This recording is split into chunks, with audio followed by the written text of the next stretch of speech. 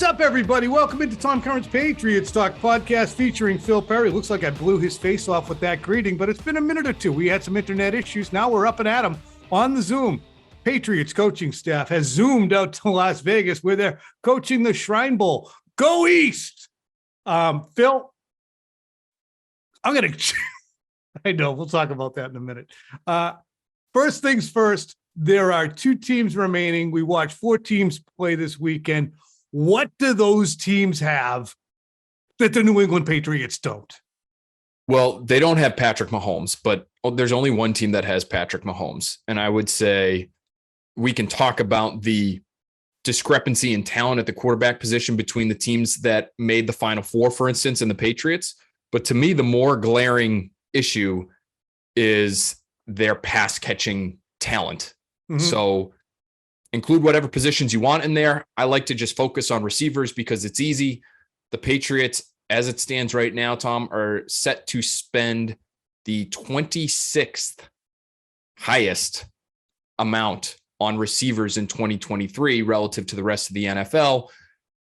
The other teams that they are hovering around are, generally speaking, among the bottom of the barrel when it comes to pass catching talent, and they're teams that aren't still playing this time of year, except for the Niners, who have George Kittle. You know what?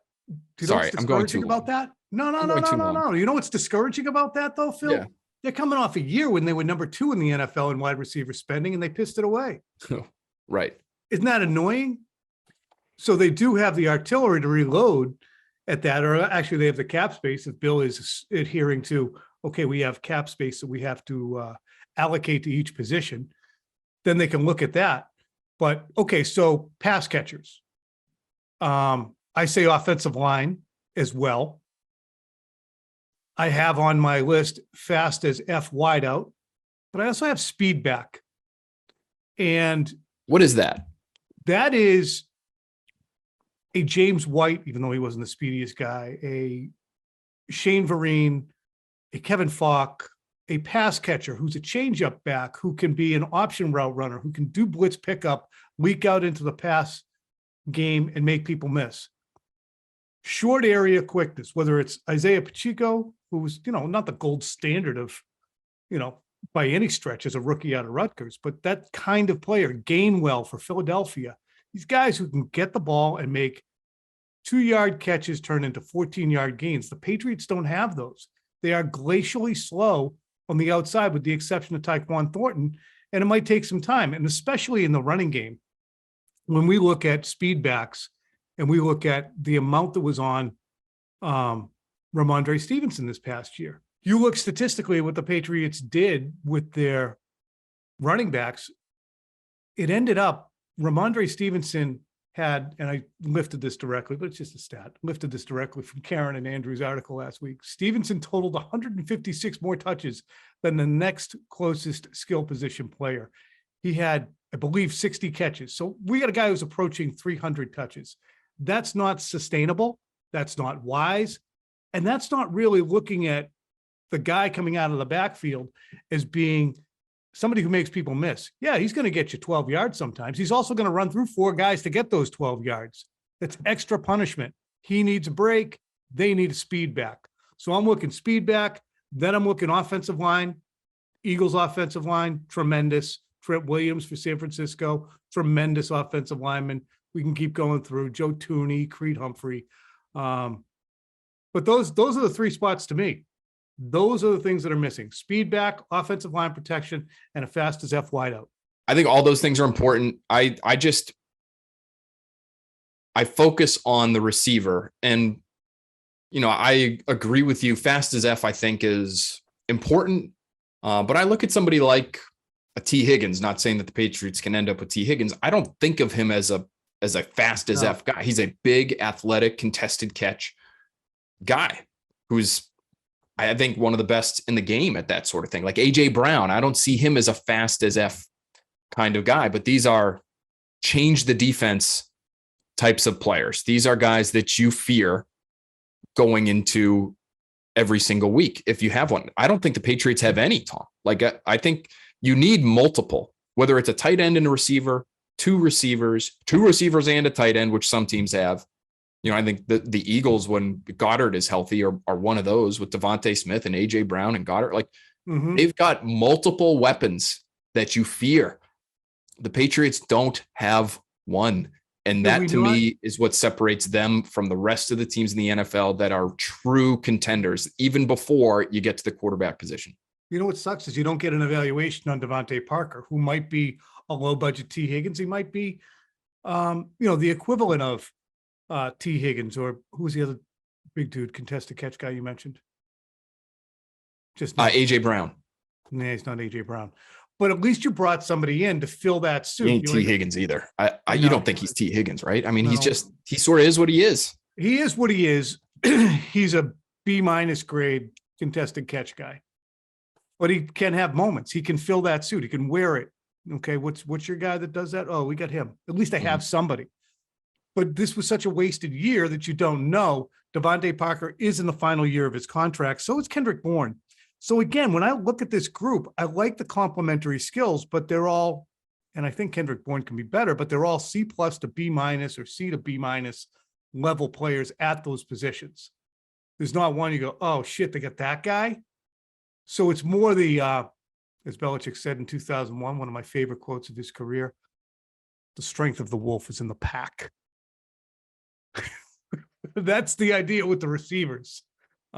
They should be able to come at you as a pack, and that would be their strength, because individually they're not. And that's why it sucks, because this was a wasted year and you don't know if they really need wide receiver help. Bill, you're saying, well, Christ, Tom, what else do you need for intel? What's they need wide receiver help? I just think the Patriots are learning that without the greatest quarterback in the world, there is a certain way you have to function. The Chiefs don't have to play the same team building game that the rest of the world does right now, because they have the greatest quarterback in the world. The Patriots didn't either, even though they still helped him out a lot. Like, who's been the Brandon Cooks level player that Mac Jones has had? Who's the Rob Gronkowski player that Mac Jones has had? Wes Welker, Julian Edelman. Like, you're not helping him out. You're trying to get by with C+ guys, as you mentioned, when the rest of the league has discovered it's not okay. It's not acceptable for us to have just okay players at these really important positions. Yeah, it's just because if you don't have players Patrick Mahomes, Tom, you got to be dynamite everywhere else around your quarterback. You can't have a just okay quarterback and just okay players around him. Even if you have an elite quarterback, Tom, Joe Burrow, he just scored 20 points against a defense that started 3 rookie corners, 20 points. And he's got one of the best complements of weapons around him in the entire NFL. He's an elite quarterback. You have a quarterback that you hope could be elite someday if you're the Patriots, but you have no idea because you haven't given him anything close to what Joe Burrow is working with, what Jalen Hurts is working with, what Josh Allen is working with.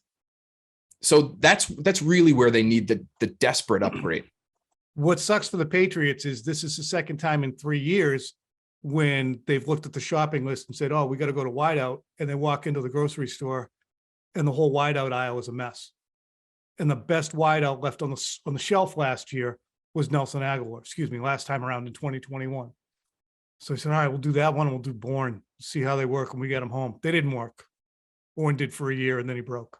Regardless, they're going to be in the same position this year. They're going to walk into the store. They're going to have a Jacoby Myers on the shelf in their own garage. And they're going to say, I don't think any of these are better than what we got. But we have all this money burning a hole in our pocket. And Phil Perry's right. We need to get better at wideout. So to me, you might have to take a flyer on this year. Just go with what you got, unless you can conjure something in a trade. That to me is, I think, where you have to get creative. I think you've got to be willing to invest another high-end draft pick, whether it's a first or a second rounder. I really think that's something that could pay dividends for you, and it's worth the gamble. You're right. Free agency, that guy's just not there. Even if you include Jacoby Myers, now you're just keeping the status quo at a position that didn't have enough last year. So I think, listen, I love Jacoby Myers, and I think they should try to bring him back. But you're still not at the level that you need to, even if you do bring him back. So you got to get creative, in my opinion, or you have to be willing to. It takes two to tango. You have to be willing to be creative with trades. And that might mean parting ways with a high-end draft pick. And we know that they need to reinfuse this team with young, cheap, effective talent. So Bill Belichick might not want to give away a pick in a trade, but if they want to get good for 2023, it might be the only way to do it. Or you use your first round pick on a pass catcher, wide receiver. Who's the kid from Ohio State with the three names? Jackson, Smith, and Jigba. That guy. Bring him in at the end of the middle. Well, 14 might be a little early for him, but Zay Flowers Zay is somebody Flowers who might be a is first kind round of pick. exactly what I'm talking about with a speed guy, tear screen, zing zang. There he goes. Well, Zay Flowers, 64 yards. I mean, they tried. They got Tyquan. Here's the thing: they get Tyquan Thornton. Okay, I'm fine. I'm willing to hold my breath on him for 2 more years. And their next most electric drafted skill position player on offense is a defensive player. For crochet, that's Marcus Jones. While we're at it, this is a fun exercise as well, because it's pass catchers and it figures into the wide receivers as well. I wrote this tight end evaluation over the weekend, and it's jarring. Reading from Tom Curran. The Patriots used more cap space at tight end than any team in the league in 2022. The total of $23,907,000 was the highest in the league by nearly $4.5 million. Sitting down? Because in 2023, they're projected to spend $35,218,000 worth of cap space on the position. Also the highest in the league by over $14 million. Now, on the bright side, Bill O'Brien was the architect of the Patriots offense in 2010 and 2011 when Rob Gronkowski and Aaron Hernandez had 260. Let me just say this slowly. 2 years, the two guys combined, 266, 3,346 yards and 40 touchdowns. It's the greatest 2-season output by a tight end combo in league history and may never be matched. O'Brien is back. Hunter Henry and Jonnu Smith may not be Gronk Nandez, and there is no Welker or Tom Brady facilitating the use of those players. But they're not going anywhere either, Phil. Here's what they did this year. At tight end, combined, Smith and Henry, 68 catches, 744 yards, 2 touchdowns. So in 2 years so far, and actually back to 2020, the Patriots have spent 2 third-round picks, $68.5 million in guaranteed money, and $56 million in cap space. And the production from the 2 guys they got and the 2 guys they drafted, Dalton Keene and Devin Asiasi, is absolutely anemic. Because of the contract status, those guys aren't going anywhere. Neither one can be released. I wouldn't want to see Henry go anyway. Jonnu, I still think there's something there to be tapped. But it's all interlinked, isn't it? You got a real issue. Would you draft a tight end? Because this is Hunter Henry's last year. Or would you re-up Henry and drop his number? Or all of the above? I'm just spraying stuff now. Yeah, I mean, I would consider it if the right player is there. Now, the problem for the Patriots, and we just hit on this briefly, but not only is the talent at receiver not there in the free agent market this year, it sounds like, so according to Daniel Jeremiah, who knows this class much better than I do, the class of draftable receivers this year is not what it has been in recent years, where you can find studs maybe into the 2nd, 3rd, 4th round. Now, maybe you'll run into a diamond in the rough somewhere in that range, but the depth at receiver there isn't as great either. So tight end, sure, I'd consider it, because to me, Tom, you need multiple guys that scare the defense. Mm-hmm. I don't think Hunter Henry is one of those in all likelihood. But if you can free yourself up to make the kind of trade that we were talking about earlier by extending Hunter Henry and giving yourself some more cap room, sure, I'd be open to that. I think he's a good player, and I think he's above average for the position. You know, there's not many teams out there that are good and are building their offense around their tight end. I mentioned Kittle earlier. Baltimore is another team that doesn't spend on receivers, but they're near the top of the league in tight end spending because of Mark Andrews. Mm-hmm. But George Kittle and Mark Andrews are just on a different plane than somebody like Hunter Henry, in my opinion. They really are. So you got to just get those scary pass catchers, however you can get them. Tight end, receiver, to me, I'd be open to anything. The Notre Dame tight end will also be most likely draftable. Michael Mayer, that's Mayer. My tight end has a first name. It's Mikel. My tight end has a second name. It's Mayer. I love to throw it to him every day. And if you ask me why, I'll say, because Michael Mayer has a way of scoring touchdowns every day. That was pretty good, So but you just made him Russian. But other than that, it was pretty good. Mikel. Oh, we have a good time here in the off season. I don't know. Tight end, wide receiver, you need it. I still want a speed back. I like saying speed back. Somebody called it a pace back the other day. I'm not sure if I like pace back or speed back better. Patriots call it a sub back.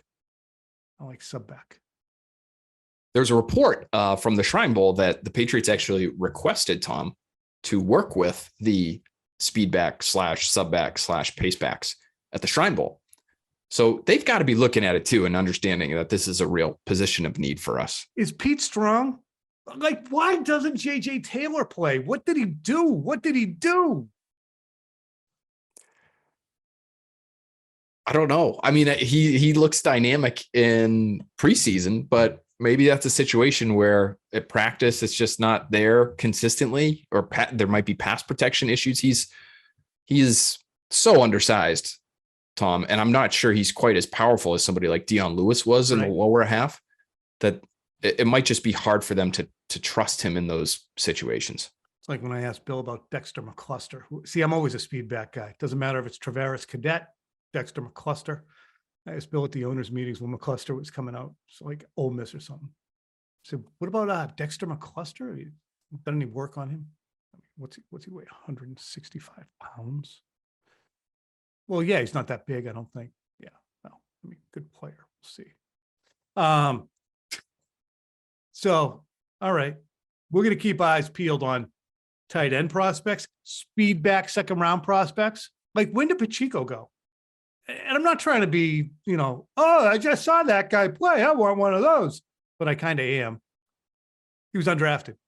No, you're not one of those guys, because you followed all of our draft coverage last year and about how I continuously had Pacheco mocked to the Patriots on day 3, because not only is he a Rutgers guy, Tom, he's a Shiano Rutgers guy. So those guys are just starting to trickle back into the league because Shiano left and came back. Does he like boats too? Shiano loved Pacheco. He called him, I have to try to pull up the quote, but I believe the quote was something along the lines of, he's one of the toughest players I've ever coached. So Rutgers, Shiano loves him. He goes at pick 251 in the 7th round. He's one of the last picks of the draft. The guy ran a 4.3 at the combine, and I think he weighed 220 pounds. He was pretty rare physically, and we're seeing it now. It's I don't know, maybe he didn't interview well. I don't get it with that particular player, why he didn't go sooner. I'm still sick about George Kittle. It's another one that's tough. 5th round pick out of Iowa. Just sitting there, Phil mocking him to the Patriots. It was a layup. Played for his buddy. Played for Kirk Ferentz. You would think, Yeah. Nope. Be that as it may. All right, so that's some work the Patriots have to do. We didn't even talk about offensive line. We just got into the sexy positions right away with pace back, speed back, wide receiver, and tight end. But they need to block better too. 2 other items that I'm going to hit on here, and then we'll see if we can get our guy Alex Barth in here to give us intel. If we don't get him today, we'll get him Thursday, definitely. But this was from last week, and it was my friend Dan Graziano and Jeremy Fowler from ESPN. They were talking about head coach, and Jeremy Fowler wrote that Bill O'Brien returning as offensive coordinator for the Patriots could be part of a bigger play for the former Texans head coach. Some around the league believe O'Brien would like a second crack at NFL head coaching, and assume he improves the New England offense with a year 3 leap from Mac Jones, he could be an attractive candidate yet again. Heard this posited a number of times locally as well. Phil, I don't see it. You know why I don't see it? Because Bill O'Brien's 53. And there's not a lot of owners around the NFL lining up to, frankly, sign retread coaches to come in and take over their team from what might be high money. I think Bill O'Brien is an outstanding coach. I think he's going to make an incredible wins and loss impact on the Patriots right away. But I don't think he's going to be high on anybody's shopping list for a head coach. That's interesting. I hadn't really taken that into consideration, his age, but you're right. Right. I mean, we're in an era now where owners are looking for the next Sean McVay, like it or not. And that's why everybody who's ever worked with Sean McVay is getting a job. But McVay, Shanahan, Sirianni, Zach Taylor, LaFleur, the outlier. Right. Mike McCarthy looks like a dinosaur. What if though, Tom? What if he comes to New England and he completely turns it around and they're once again a top 10 offense and Mac Jones looks like a top half of the league or better quarterback? Wouldn't you, if you had, say, a disappointing year in LA with Justin Herbert and you did just hire a new offensive coordinator, but maybe it doesn't go great. And maybe the head coach is making weird decisions on 4th down again. And he's playing players when he shouldn't be playing them and they're getting hurt before the playoffs. With Bill O'Brien fresh off a good year in New England, wouldn't you maybe consider him and say, hey, we've got a young quarterback here who is dying for real life help? You're giving me a case study and I'm going to deflate it right away. You're just trying to give a for instance. I'm going to say, just put Kellen Moore in the head coach's spot. Well, what if it doesn't go well? What if it doesn't go well? Yeah. Yeah, you can't elevate them if they go 6-11. I'm getting better at doing the 17 game math. Yeah, I do suppose. But I just think the teams are looking for less expensive, younger guys who invigorate the fan base and invigorate the team to a level of, oh, it's our guy. He'll understand social media. He'll say F you just like Nick Sirianni did. Oh, that's going to be great. So can I just say one more thing? I just don't think it's as big a threat as people think is to Bill leaving, because he's going to be a hot coaching commodity. Isn't that what every offensive coordinator wants though? Like, and Jeremy does a great job for ESPN and those guys are awesome. And I'm not taking anything away from the report, but it's sort of everybody's goal, isn't it? Like everybody's looking to be a head coach. That's what happens with us insidery types. And I did it at the national level too. You just need something.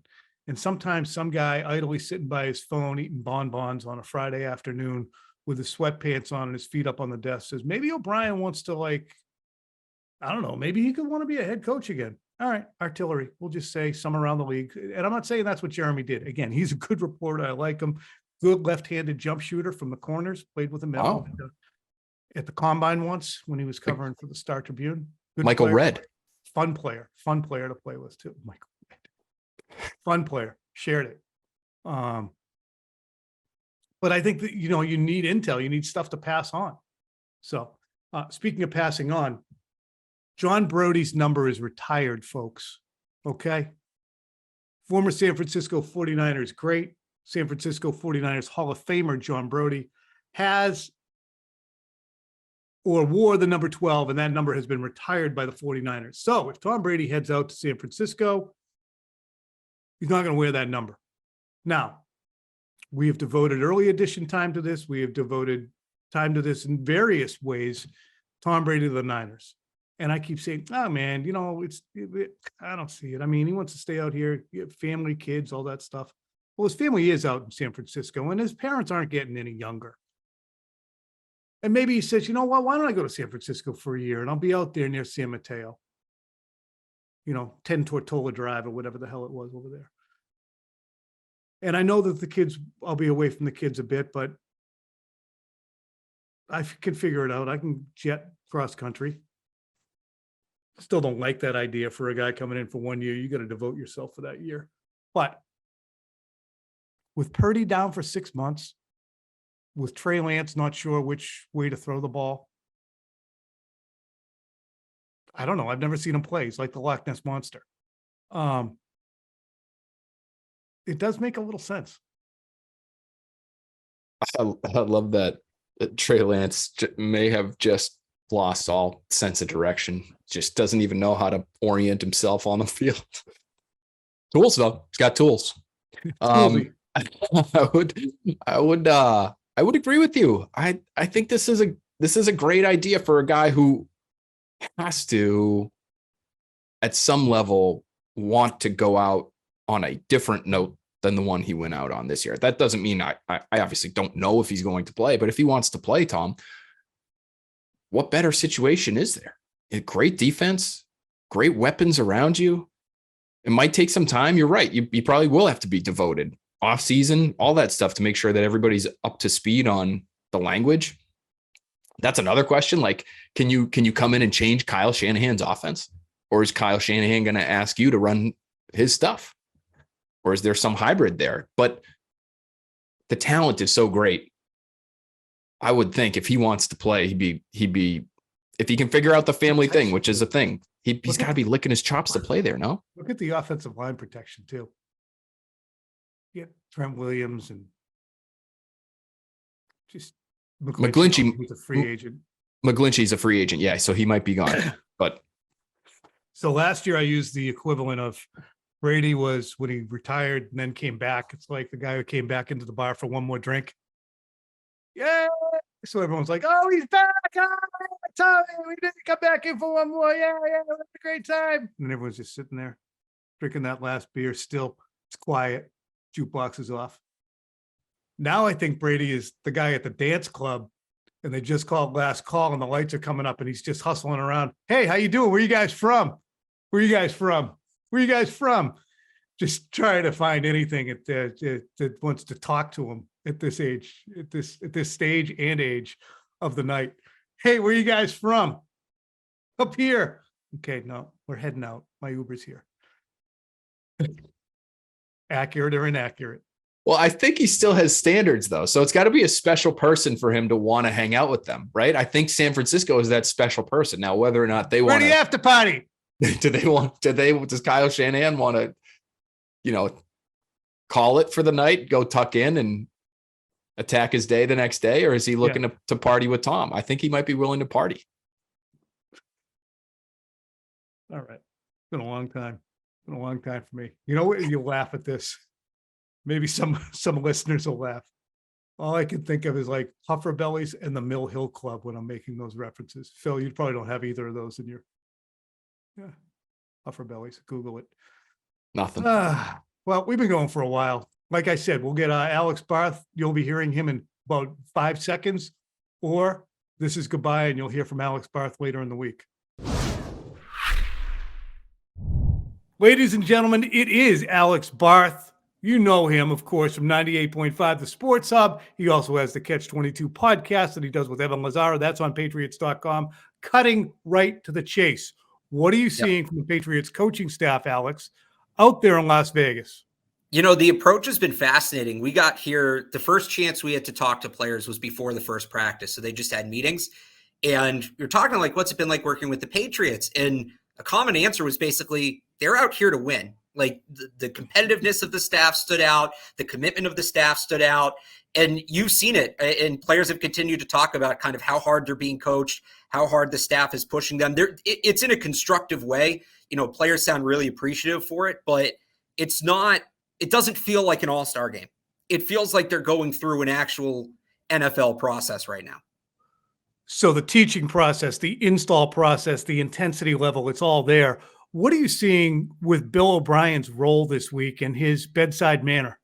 Yeah, so intensity right away. Bill O'Brien's the first guy that comes to mind. We only saw him on the field for the first day of practice, but that he was the star that day. He was very vocal, working heavily with the quarterbacks and wide receivers. You could hear him really coaching them up on some, but not like the highest level stuff, but higher level than you'd think, right? For the first day of an all-star game. And especially just kind of seeing him with the quarterbacks and in the details and the nuance he was going into. And Bill Belichick was with him for a lot of this too.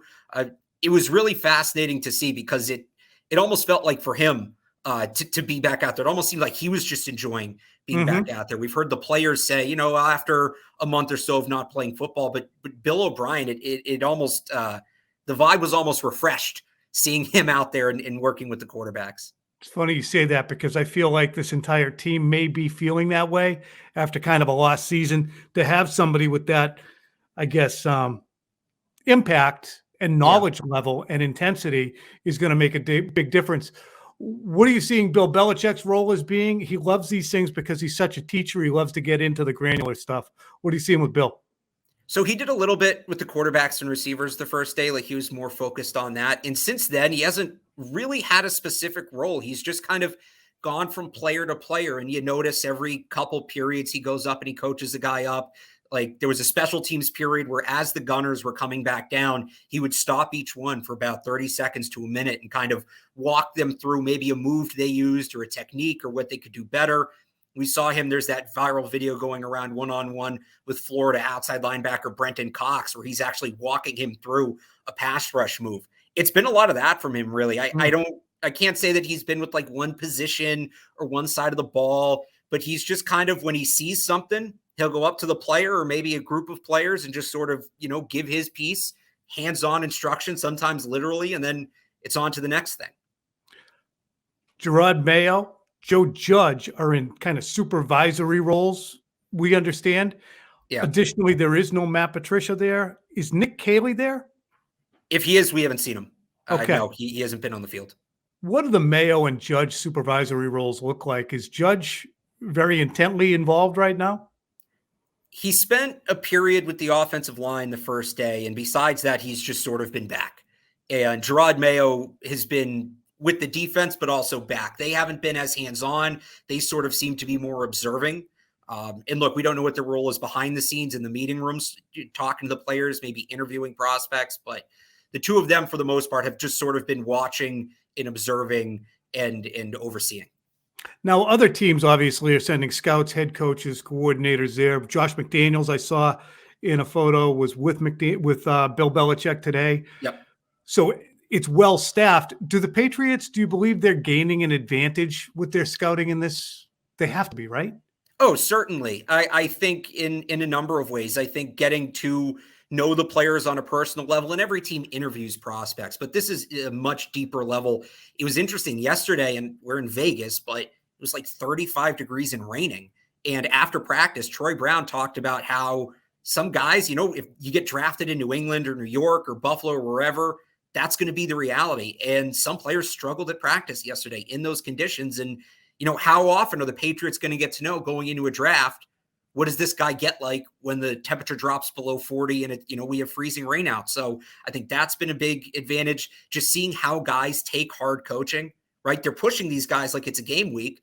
Well, how do they react to that? Because maybe they don't get pushed that way in college. So in terms of like watching on the field, watching the film, there's maybe a little bit of an advantage. I don't think as much, but I think there's a major advantage when it comes to learning the mental makeup of these players, what makes them tick, what they thrive under, what they maybe don't thrive under. It's hard to imagine any team besides the Falcons or the other staff are going to get anywhere close to that kind of insight on these players. Who are you seeing as standouts? And I guess anybody you could see the Patriots fixated on, maybe a name or two, whether it be a standout on defense or some of the receivers or linemen. Yeah, so on defense, the MVP of so Zay Flowers only practiced one day. He's the big name, the first-round wide receiver. In terms of the whole week, the MVP for the Patriots West team has been Trey Dean, a safety from Florida. He had a couple of interceptions yesterday. He's one of those guys Bill Belichick has spoken to one-on-one. Super versatile. He's played deep. He's played in the box. He's played some corner. 6'3", 207, great size. If they put him and Kyle Duggar on the back end, they could get real creative with that. On the offense, I'd actually go with a guy named Demario Douglas, a wide receiver from Liberty. When Zay Flowers didn't practice, Douglas is like the quick, shifty wide receiver in the slot, and he ran some incredible routes. He ran one slant route. Sorry, what was that? That's what I want. Fast. Well, so he ran one slant route that put the corner on his face. Like the guy dropped to the turf. It was, just snapped right out of that break. So he's a guy that's not on a lot of radar right now, but this is what this event is about. Who are guys that maybe aren't getting talked about, that the stock should go up. And Demario Douglas has certainly stood out as a guy that I think, coming away from this, all right, let's look a little more into this guy because there might be something there. Alex Barth, you're having a blast, I can tell, aren't you? Yeah, this has been an incredible opportunity. And as somebody who loves following the draft, covering the draft, getting to be like right here in it, it's been an experience unlike anything I've done before. All right, buddy. Great stuff. We really appreciate you coming on. That's Alex Barth from 98.5 The Sports Hub and also from the Catch 22 podcast with Evan Lazar on Patriots.com. We'll see you, bud. See ya.